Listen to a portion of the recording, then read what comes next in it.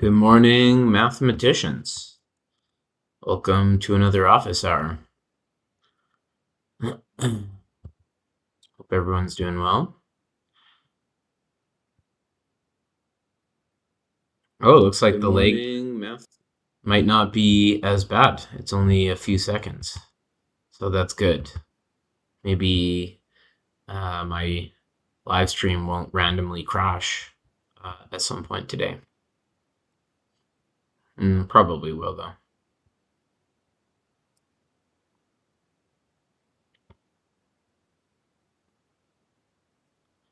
Yeah, what should we talk about today? What should we talk about? What should we think about?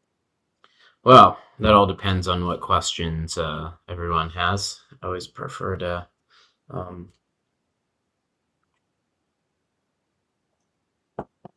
answer people's questions.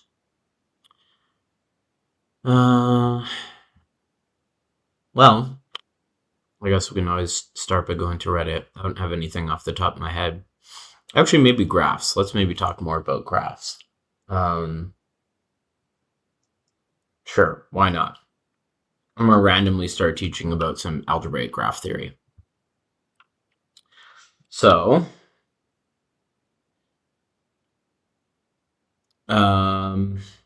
recall that a graph, a graph in graph theory is something that looks like we've got some things called vertices, and we've got some things called edges, and we've got edges between any two vertices. And just because we have to draw an edge crossing, so I guess let's do it like this. I want this one to go here, and let's have this one go here, right? So even though this line, these lines, these edges cross here in our drawing. Good morning, Edit Smith. Just because these lines cross here in our drawing, that doesn't mean there's a vertex there.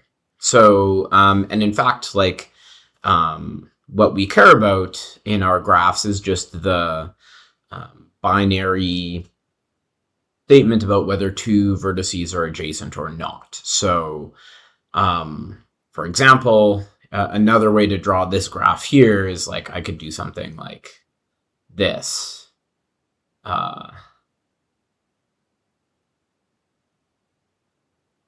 And I could loop the edges or something, and somehow, so yeah, these are little loops I've drawn, not the vertices, right? So somehow that should be the same graph, because it's just an artifact of how I chose to draw it. It's not sort of capturing the underlying structure. Well, okay, so there's a lot to say about graph theory. There's, you can take a whole huge field.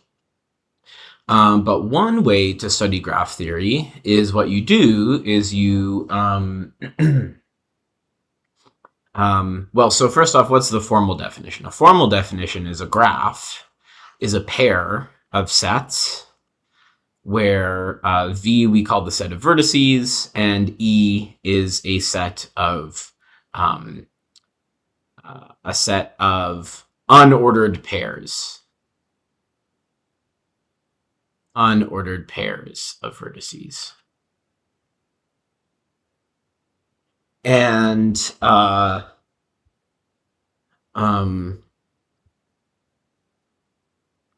I haven't had that much coffee yet.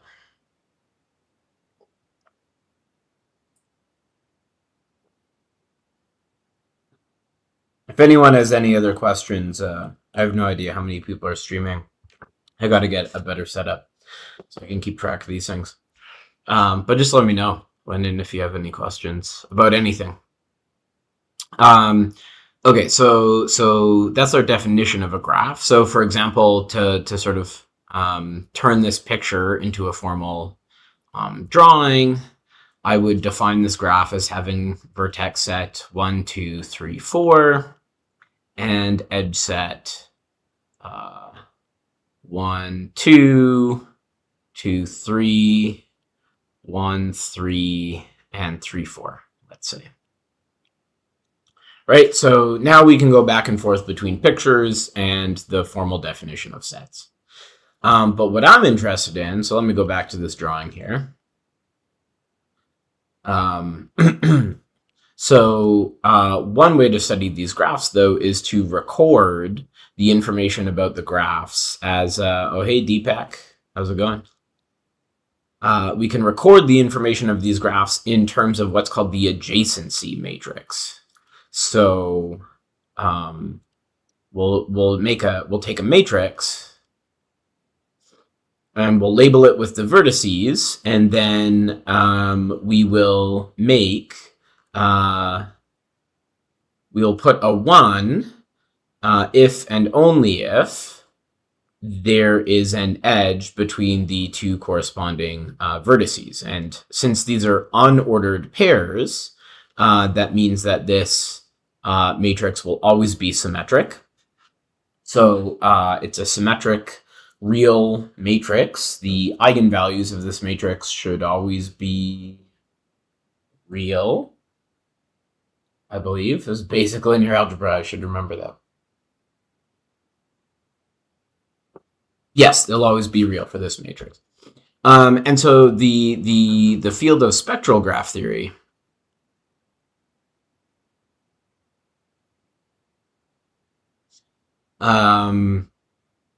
this studies the eigenvalues of the matrix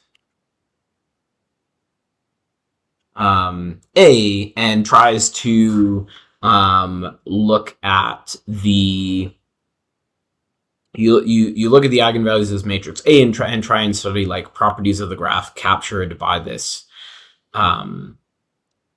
matrix. So, for example, the largest eigenvalue. So, since they're real, we can order them. So, the largest adjacency eigenvalue, if let lambda max be the largest eigenvalue,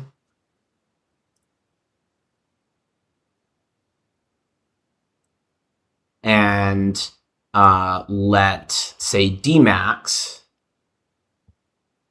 be the largest degree, or sometimes a common notation in graph theory is delta. So let this be the largest degree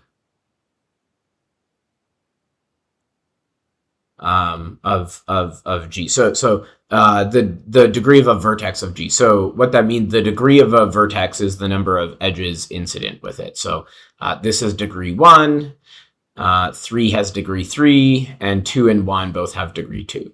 So the largest would be 3. And then so theorem,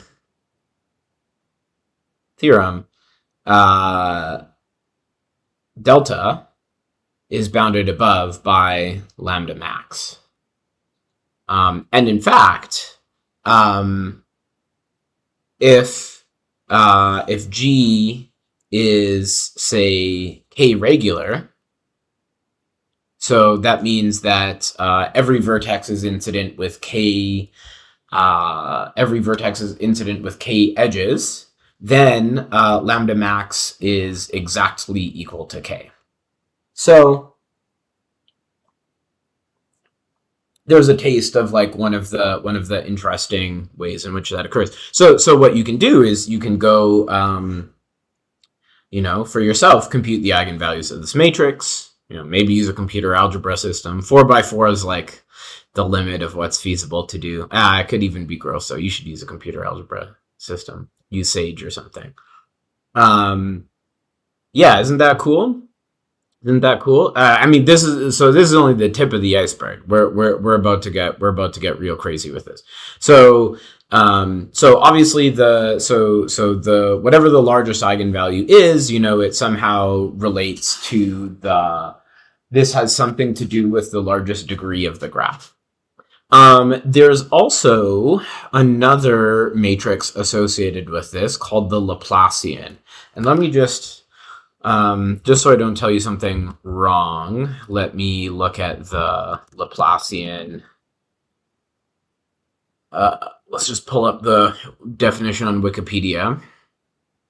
So the Laplacian matrix is also really interesting, right? So one possible way to define the Laplacian is you write it as D minus A. So A is the adjacency matrix, and D is the degree matrix. So it's going to be just like the adjacency matrix, except you record the degrees everywhere. And so therefore the matrix will only have entries on the diagonal. So D will be a diagonal matrix that records all degrees, and that's called the Laplacian. Oh, you've been working on diffusion on graphs. Oh, cool. Well, there's all sorts of so I think the Laplacian actually has some stuff to say about that. So now,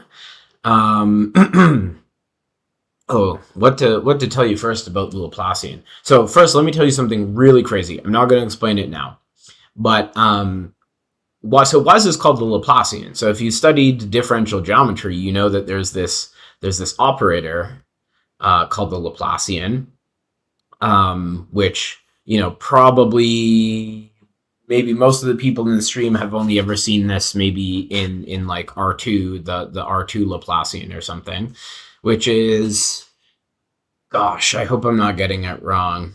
Is it the sum of the square derivatives? Is that one the Laplacian? I'm a bad differential person. I'm confusing my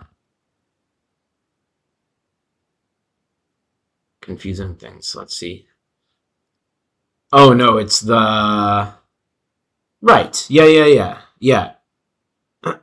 Right. Yeah. It's the Laplacian's the sum of the square derivatives. Right. I was right. Nice. Okay. And so anyways, oh, can I do a simple example of computing the Laplacian? Yeah. So, well, for example, in this graph up here, let me just erase some of this stuff.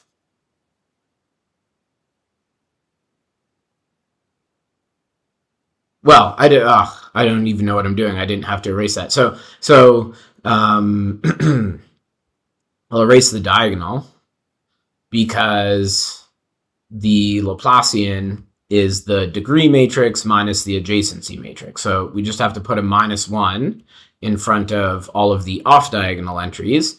And then down the diagonal, we just put what the degree of each vertex is, which we just read off from the graph. So that's the Laplacian matrix. So here's the really crazy thing, though. There's actually a way in which you can look at, say, complex valued functions on the vertex set of your graph. And you can actually define a notion of derivative. But the derivative ends up taking you, oh, sorry, I think maybe it should be the other way around. Sorry, you start with a function on the edge side of your graph, and then your derivative, it's sort of like a discrete derivative, takes you to a function on the vertex side of your graph.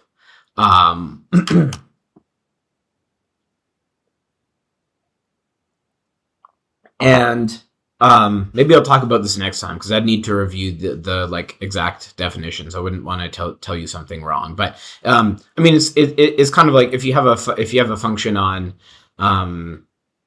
wait, does it go the other way? So if you have a function on edges, sorry, it goes the other way. Right. So if V is defined on vertices, then you can define, say, a vertex as a pair of edges. And then you could define this to, say, be f at v minus f at u. The problem is, remember I told you before that edges are supposed to be unordered. So this isn't well defined because it depends on the ordering. So the thing that you need to do is just choose an arbitrary ordering for your edges. And it turns out no matter what ordering you get, basically what you do is you take this notion of derivative, you can also define one which is the same thing, but with like complex conjugation. And then it turns out that the Laplacian matrix, you can find a basis where the Laplacian matrix is this double derivative, in exact analogy with how the Laplacian operator. I mean, here I wrote R2, but there's like Laplacians, like a notion of Laplacians on like general manifolds and stuff. So that's crazy. And then there's all of this cool. There's like a whole bunch of theorems that are sort of directly inspired by the world of functional analysis, and analogous theorems hold for the Laplacian operator on a graph. Maryland was great. Maryland was great. Thanks for asking. I think I talked a little bit more about it last live stream. I don't know if this holds for infinite. I don't know to what extent these things work for infinite graphs, because of course now that you have an infinite graph, I mean, you have to deal with like an infinite matrix. So what is that exactly? I mean, you could still, I guess you could still define an operator, an adjacency operator on this infinite dimensional space, but like, I don't even think it's not even like a Hilbert space in any obvious way. So probably the general theory is kind of gross. So I don't know actually. Yeah. I don't know. Good thing to look into. Okay, so let me tell you some other really crazy things. So the Laplacian. So if I'm not misremembering, I think the Laplacian actually has positive eigenvalues. That could be wrong, but in any case, there's something called the algebraic connectivity of a graph. And this is basically just the, I don't know, call it min minus one or something. So it's or min plus one maybe. So it is the second smallest eigenvalue of the Laplacian. And this is one of several ways to study how connected your graph is. And so there's a bunch of theorems about like the connectivity of your graph compared to the second smallest eigenvalue, and and this tells you all sorts of interesting information about like cuts and flows and stuff in your graph and things like that. I don't know what I don't know what connections can be drawn to tiling theory, but there definitely could be some. I'm just ignorant about that. But yeah, you can definitely ask questions about the previous stream. Ask any questions you want. Right, positive operator. Yeah, so it should have positive eigenvalues. I think so. Yeah, Laplacian. Let's look. Laplacian matrix.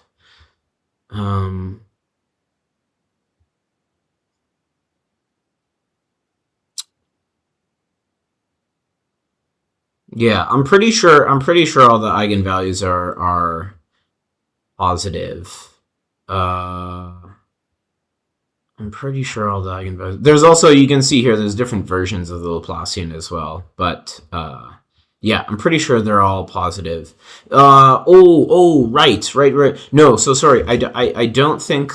No. So I just remembered. I don't think they're all positive. But because you can have 0 as an eigenvalue, and there's another theorem that says the number of connected components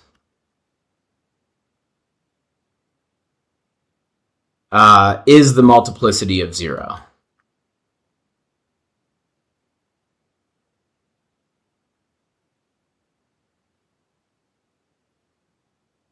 Right.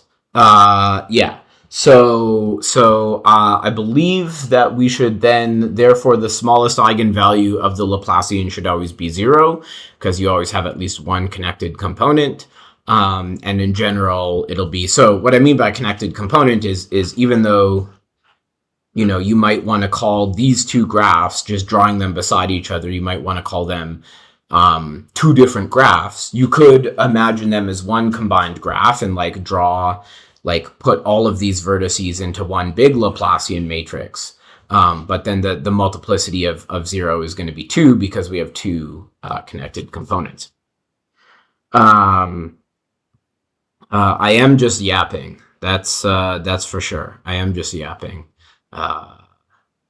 Until people have more specific drop more specific questions in chat.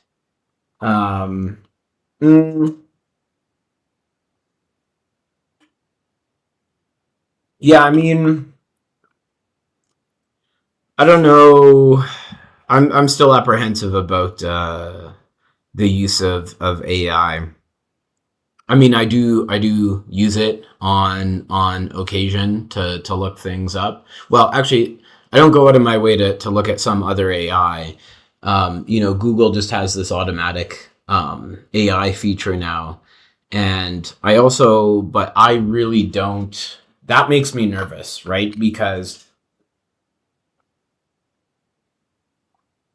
a lot of people don't really seem to understand how AI works, and I think it can be. I think it can be sort of dangerous in the wrong hands. Whereas, so I think this thing has happened where you used to go on Google and you would search, or at least most people still should, search a couple, pages worth of results and click on a bunch of different things. But, I even notice within myself, it's very easy or tempting to just click on the first couple links only and just, that's the answer to my question. And then now I think that temptation is multiplied. This issue's exacerbated by having the AI feature there, and I think a lot of people would be tempted to just look at that and just read off the answer and then my answer is confirmed, not realizing that the AI can hallucinate or issues may be more subtle. So I don't know. It's not a terrible thing, maybe to get an idea, but I think you still always need to fact check the AI. So yeah, I have more to say about that, but I'm going to address some of the other questions in chat. So reading categories a bit from a Luffy, and just want to ask if pullbacks of a differential manifold structure and local ring structures in the category of schemes is the consequence of algebraic geometry. So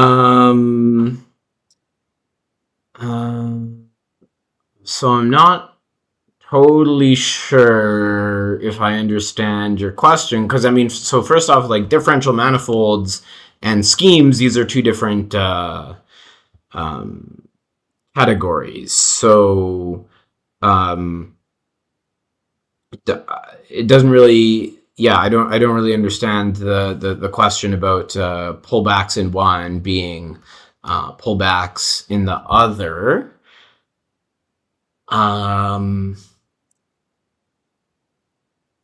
But I don't know. I don't know if I don't know if this answers your question, but I mean, in category theory, the idea is to abstract ideas in such a way that they can be applied in various contexts. So you can just prove one theorem and then apply that theorem in multiple categories. So there is a general notion of a pullback in an arbitrary category, and so yes, there's sort of the differential geometry and algebraic geometry, the sort of categories relevant to these are both instances of the same sort of thing. This general definition of a pullback shows up in both. Yap, not tap. Yeah. Chris yaps. That's what I should call this. That's what I should call these office hours. Chris yaps. Chris yaps. The other day, someone spelled my name incorrectly with a Y, and I kind of like the look of it. It kind of looks good with a Y. I'll be honest. But yeah, happy to host these office hours. I love yapping about random nonsense. So, okay, I was talking about Ioneda's proof, and I tried to prove it and couldn't remember the proof exactly. Looked it up. Question: is that okay to do when I can't prove something? I mean, that's an interesting question. Yeah, because people just say struggle until you get it because you're doing research and you can't look up the proof. So that makes me feel like I'm not learning when I look up the proof. So is looking up the proof fine, or is it just pointless? Should I struggle? So this is a very difficult question to answer. Of course, struggling on your own is a necessary, like people are totally right. Like, yeah, in research, you don't have an answer. You can't go look up the answer somewhere. And so, I don't know, it's like going to the gym or something, it's like, I don't know, being a fighter or a firefighter or something, it's like, well, if you use, I don't know, assistance every time to help you lift some like heavy thing, and then all of a sudden you're out in a real world situation and you don't have that assistance, it's like, well, now you can't do it, right? Because you haven't built the muscle through struggle. So, yeah, definitely the struggle's better. Of course, you also need to know when to cut your losses, right? Like some theorems just depend on some crazy trick that you haven't seen before, and so yeah, in that case, like it'd be very hard for you to come up if it's some like really weird trick. So yeah, I'm not going to say never look something up, because of course you have to look something up. Like, how are you even going to learn what the definition of a manifold is if you don't go look up the definition of a manifold or something, right? But,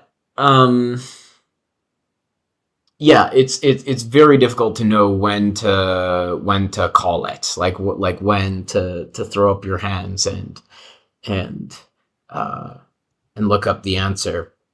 So with Ioneda lemma, and like it also depends on the context, right? So like, are you working on a homework problem or something that like a supervisor told you like, oh, this is a good exercise to do or something?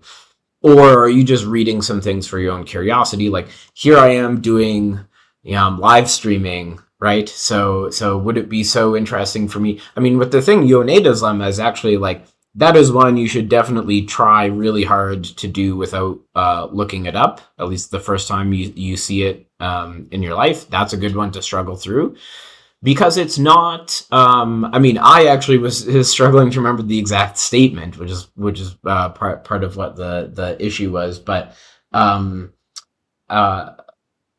the proof of it is actually very straightforward.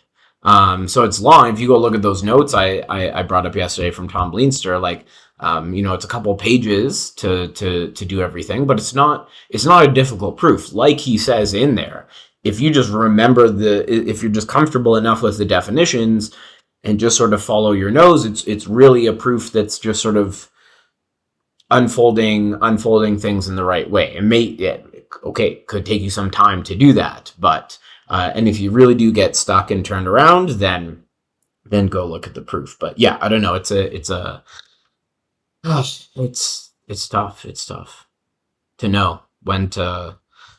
Yeah, but even in the context of research, right? It's like you're trying to understand a field, so you want to really develop a strength in that field and be able to like prove a lot of things on your own, so that you can go and prove more difficult theorems. But then, like, there's some point in which you've got diminishing returns from the struggle, right? Where it's like, okay, well, at some point I'm just going to look up the answer so that I can move on and like continue ahead in my progress. So, yeah, I don't know. That's the short TLDR is I don't know. Is there a way to combine the definition of fiber bundles and sheaves into one definition? What's the intuition behind the Levi-Civita connection? Ooh. Oh, it's the other way around. The degree is bounded by the largest eigenvalue of the adjacency matrix. That could be. But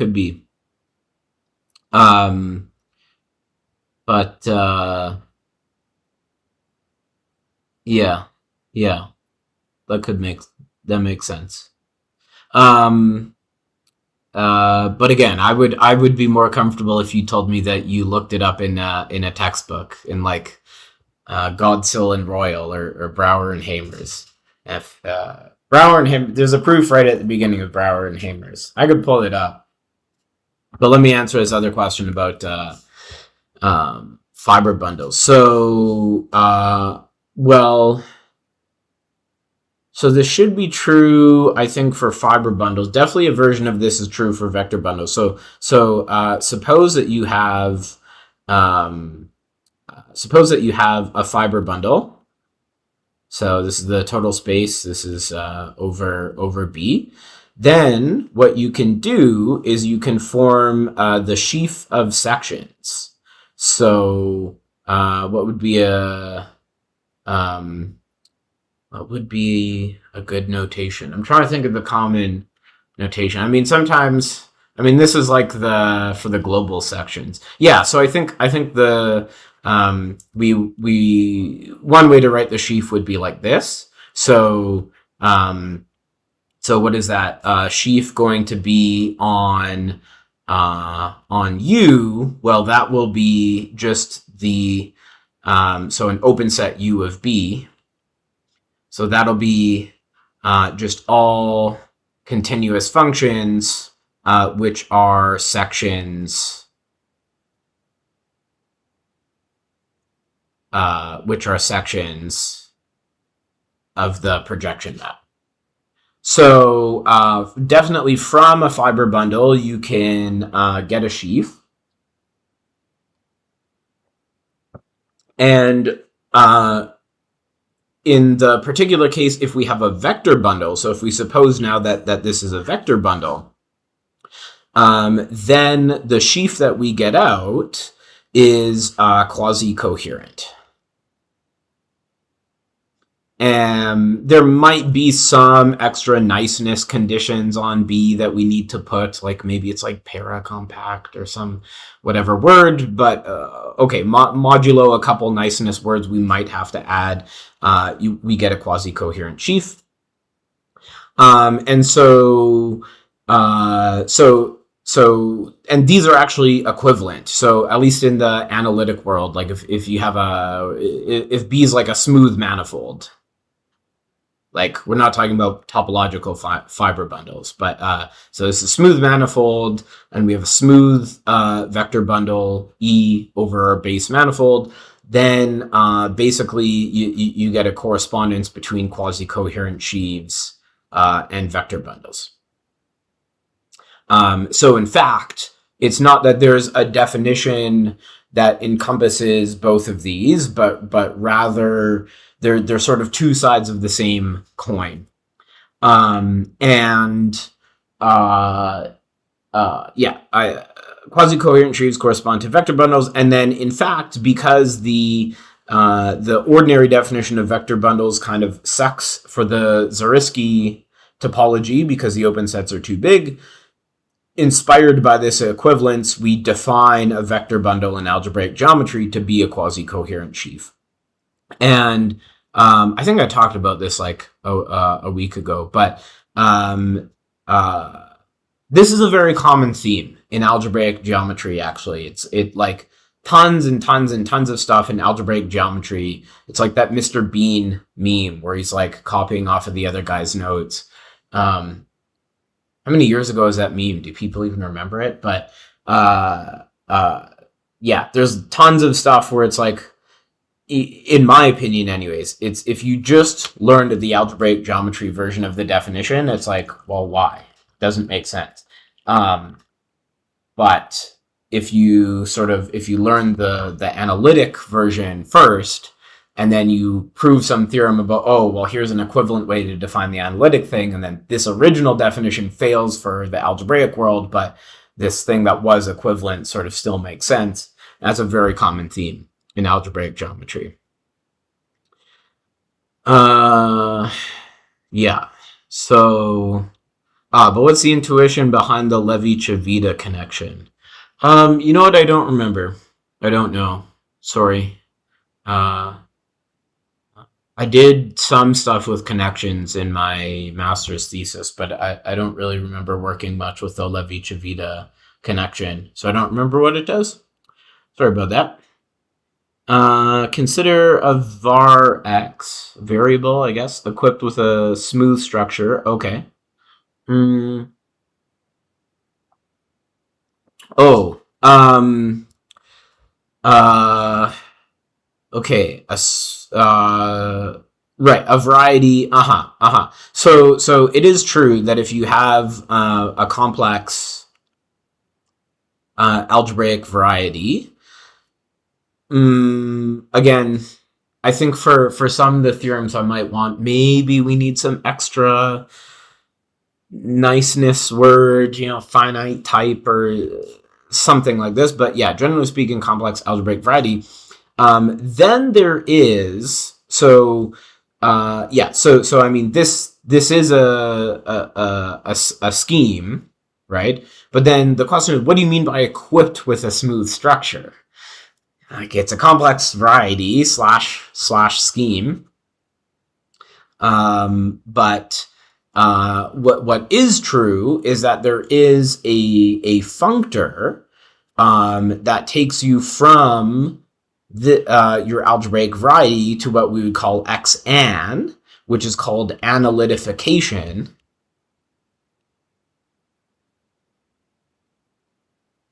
And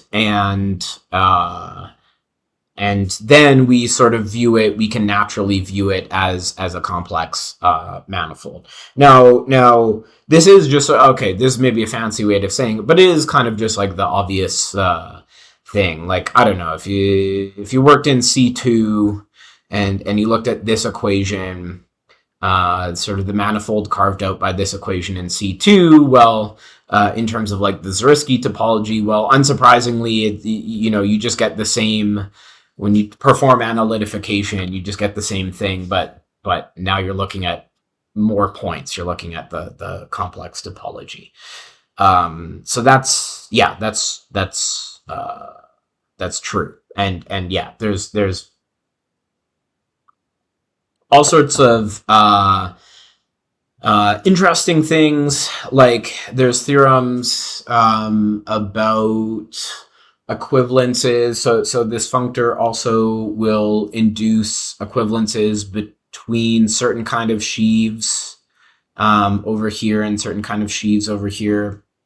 Or rather, I think I think I could be misremembering, but something like the étal cohomology groups, should be with respect to like the constant sheaf or something, should correspond with the ordinary like singular de Rham cohomology of your space, something like this.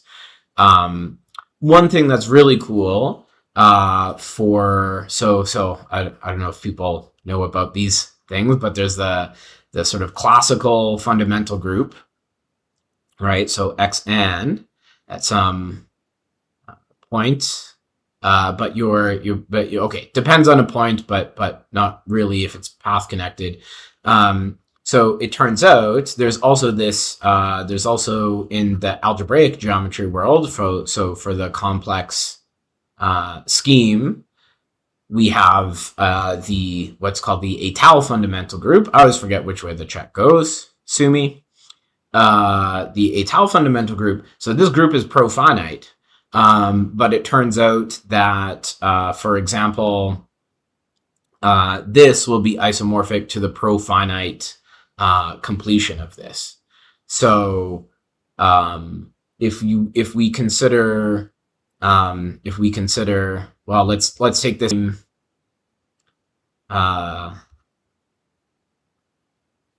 this scheme, right? This is the circle. Then, well, we know that the analytification of this thing is, oh, wait a second, I better not lie. I think we want R. But I want to write this as in complex equations. Sorry, let me do this. Sorry, so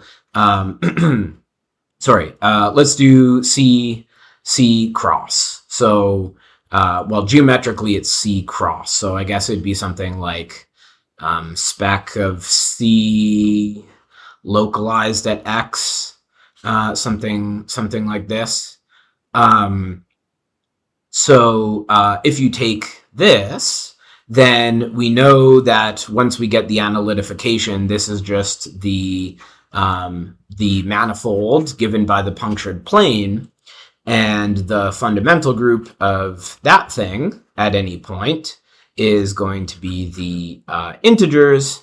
And so that actually tells us that the a tau fundamental group of this scheme, let me call it X, of the scheme is going to be Z hat, the so-called proofer ring. Okay, yeah, that's there's other cool ways to see it, but I love this theorem. And there's also really there's other interesting analogies that pop up because of this, but now I'm going off the deep end. So if I remember correctly, in prior videos you stated you're a mathematical anti-realist, not a Platonist. What led you to this belief? Why is Platonism wrong in your view? Wow, that's an interesting question.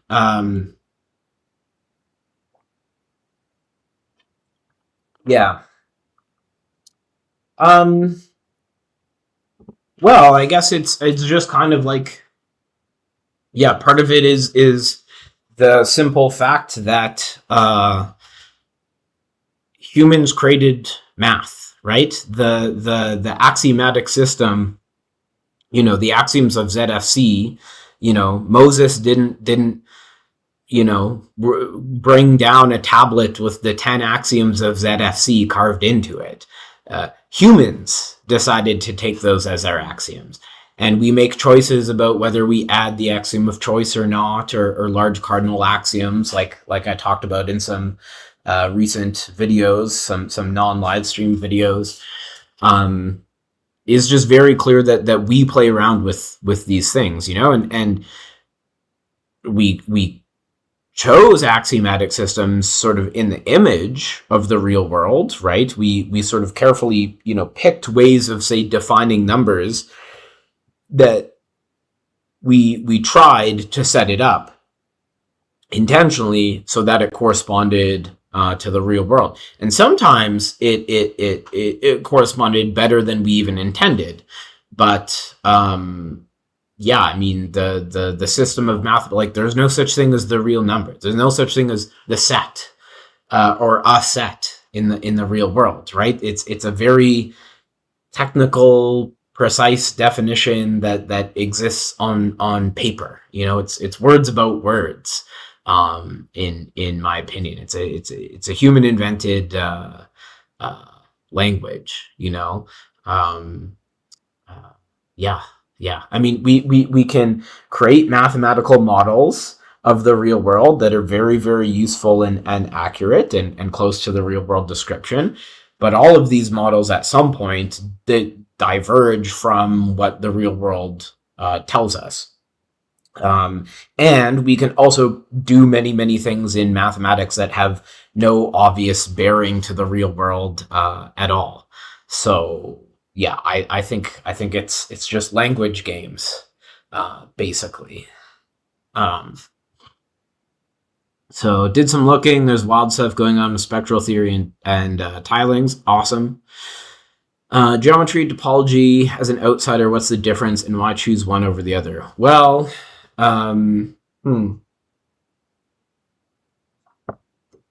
mean, geometry, here's a formula. Geometry equals topology plus distances. Very, very roughly. So in topology, we really don't care about preserving distance, and in fact, you might not even care about preserving things like dimension. So for example, well, of course, there's the old thing about like the coffee mug and the donut being topologically equivalent, right? So, but they're definitely not geometrically um, uh, equivalent. Well, depends about your definition of equivalences, but also if we consider a cylinder, right? Now in topology, we might study homeomorphisms. That's sort of the standard notion of equivalence, but we also study the weaker thing of homotopy equivalence. And it turns out that a cylinder is homotopy equivalent to a circle. But the cylinder is two-dimensional and the circle is one-dimensional. So this doesn't really where it's so loose we don't even necessarily preserve dimension sometimes. Do I mean topology plus measure theory? Not necessarily, because I don't think there needs to be the presence of a measure. Yeah, when I say distances, I mean it can be looser than that. I think it can be looser than that even. But so anyway, that's very roughly what I mean. But so why pick one over the other? Well, topology is more general, so you might want to pick it because you want to prove larger theorems that do apply to a wider variety of cases. You want maybe more flexibility that topology offers you. On the other hand, maybe you might prefer geometry precisely because geometry gives you more tools. There's more, there's maybe a richer and more ornate structure lying in geometry and more little complicated tidbits and structure theorems. Geometry has more structure. So yeah, I mean, I guess I sort of prefer geometry to topology generally, but I wouldn't argue that one's better than the other, for example. But they're just follow your preferences, I guess. Geometry is maybe more structure. Topology is less structure. So this is in some sense more rigid, and topology is more free. And I guess it depends on your preferences. Yeah. Want to ask very randomly about quotient structures on moduli space of elliptic curves. Yeah, I can't really help you there. I haven't studied the moduli space of elliptic curves much. I mean, I do have. There's the whole moduli stack of elliptic curves, and I guess I do have some videos about the coarse moduli space of elliptic curves, being the fundamental domain on the upper half plane. I can maybe answer some questions about that. Yeah. True interplay of this algebraic geometry, PDs. Found that more interesting. Yeah. What are my thoughts on descent theory? What is it used for? Watch Deline say everything in a seminar. Things are more distinct to prove, or more direct to prove in this theory. Yeah. Hmm.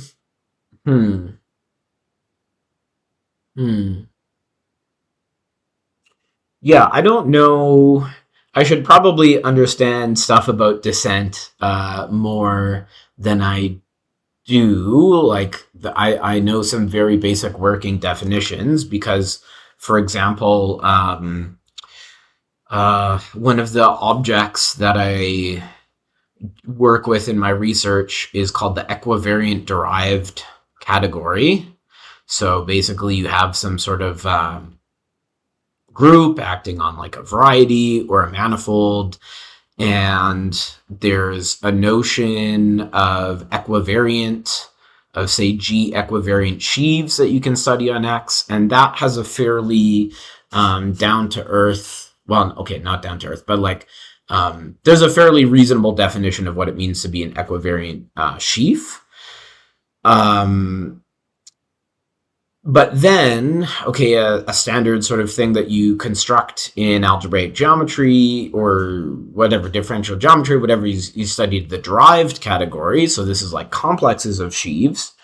And the sort of the problem is if you just sort of mimic the definition of equivariant sheaf and apply it to complexes of sheaves, it doesn't give you all the things that you want. So like, for example, if I have some function between spaces, this will induce, a bunch of functors between my sheaves. Like I'll have a push forward and a pull back, and then sometimes you'll get like a shriek. Well, this only exists for certain maps, but you have to go to the derived category to get this in general, and like a lower shriek and whatever. The point is so, well, definitely in the ordinary case, like we get all these maps once we go to the derived level. But if you take the naive sort of definition of the derived category, then you just don't get these maps. They don't exist in a nice way. So the six functor formalism is what this is called. So you have to come up with a sort of trickier definition.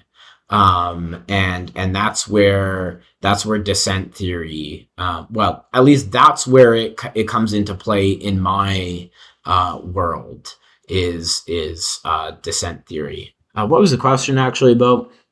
Let me reread it. What are my thoughts on descent theory? What is it used for? Yeah. So okay, it's used for a lot of stuff. I don't want to say too much about the things I don't understand. So descent theory is definitely used, for example, in defining stacks.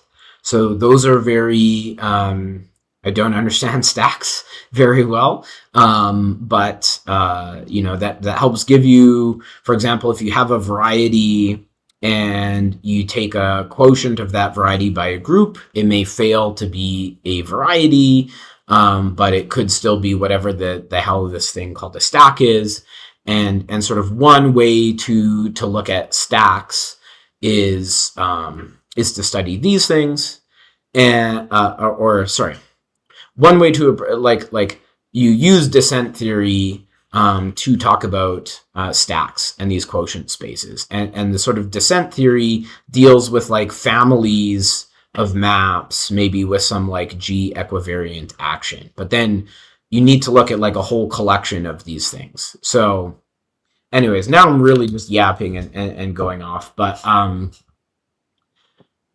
guess in short, it comes up in my world. I've sort of only learned the bare minimum I need to continue on with other things. Maybe I should understand it better one day, but like, yeah, it gives you a way. For me, the most important thing about descent theory is that it gives you a way to have a nice definition of an equivariant derived category.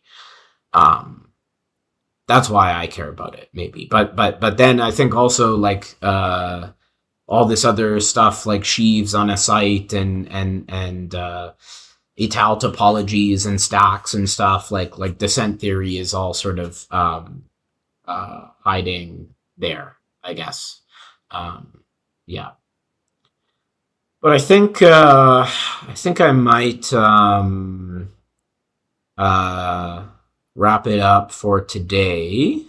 We have Thurston's definition of geometry. By Thurston definition of geometry, isn't it a topology with associative group action? Maybe. I mean that. Yeah, maybe that's his definition. I don't know if I would say that it's mine. I would say that geometry is backwards algebra.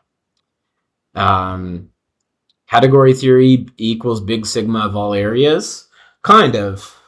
There's some stuff that category theory, like, um, you know, finding numerical answers to numerically solving PDEs efficiently. I don't think that's a place where category theory has been very useful yet.